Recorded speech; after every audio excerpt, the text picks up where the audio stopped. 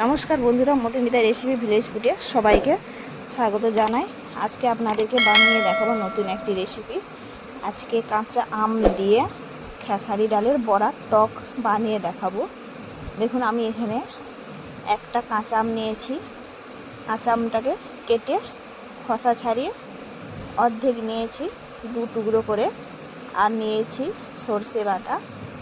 দেখুন, আমি এখানে সর্ষে নিয়েছি, বেটে নেব এইভাবে। আর বেটে রেখেছি আদা বাটা আর সামান্য কাঁচা লঙ্কা বাটা। এবারে সরষাটাকে আমি বেটে নেব। দেখুন, আমার এখানে সরষা বাটা হয়ে গেছে। এবারে আমি নিয়ে নেব খেসারির ডাল। দেখুন, খেসারির ডাল আমি আগে থেকে ভিজিয়ে রেখেছিলাম, 10 থেকে 20 মিনিট আমি এখানে ভিজিয়ে রেখেছিলাম। ভেজানোর পরে আমি মিক্সি জারে ডালটাকে পেস্ট করে নিয়েছি।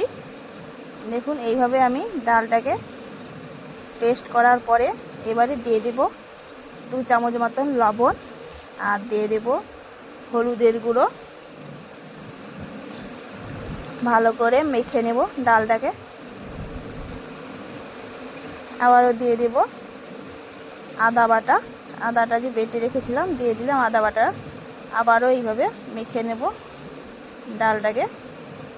মেখে নেবার পরে ছোট ছোট করে কড়াইয়ে ডালের বড়া ভেজে নেব। দেখুন, আমি এখানে খুব ছোট ছোট করে বড়াগুলোকে দিয়ে দিয়েছি এবং আমার এখানে বড়াগুলো ভাজা হয়ে গেছে। এবারে দিয়ে দেব সামান্য 5 ফোড়ন, 2 চামচ মতন তেল, দিয়ে দেব 2টো তেজপাতা আর 3টে কাঁচা লঙ্কা। আমি এখানে হালকাভাবে ভেজে নিয়েছি। এবারে দিয়ে দেব যে সর্ষেটা বেটে রেখেছিলাম, সর্ষে বাটা।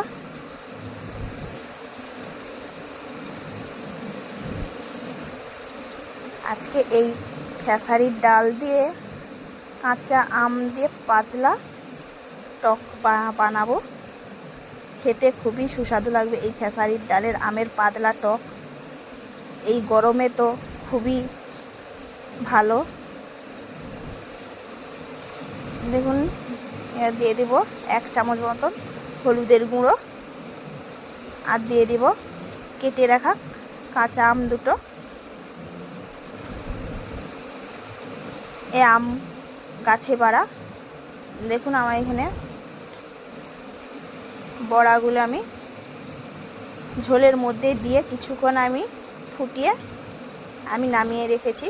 দেখুন, আমার এই চ্যানেলটা ভালো লাগে সাবস্ক্রাইব করতে ভুলবেন না। পাশে থাকা বেল আইকন প্রেস করে দেবেন, সবার আগে নোটিফিকেশন পৌঁছে যাবে আরও নতুন নতুন ভিডিও দেখার জন্যে। দেখুন কত সুন্দর দেখতে হয়েছে। আজ কাঁচা আম দিয়ে এই বড়ার পাতলার ঝোল এই গরমে তো খুবই সুস্বাদু লাগবে। এই টক একবার খেয়ে বাড়িতে বানিয়ে দেখবেন অবশ্যই খেতে কেমন